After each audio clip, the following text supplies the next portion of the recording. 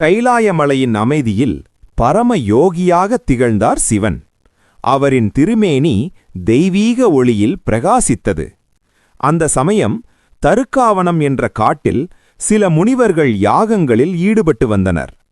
தங்களின் யாக சக்தியே எல்லாம் என்று எண்ணி அவர்கள் அகம்பாவத்தில் மூழ்கியிருந்தனர். அவர்களின் அகந்தையை உடைக்க தீர்மானித்த சிவன் பிச்சைக்காரன் வேடத்தில் அங்கு வந்தார். அவருடன் அழகிய பெண்மணி வடிவில் வந்தார் பார்வதி.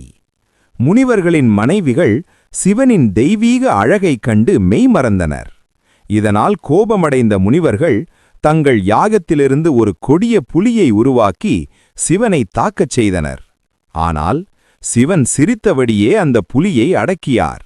அதன் தோலை உரித்து தன் இடையில் அணிந்தார். அந்த தருணத்தில் முனிவர்கள் உணர்ந்தனர், அவர்களின் யாக சக்தியை விட சிவனின் பரமசக்தி உயர்ந்தது என்பதை. அகம்பாவம் அழிந்தது, ஞானம் உதித்தது.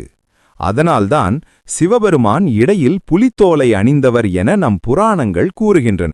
கைலாய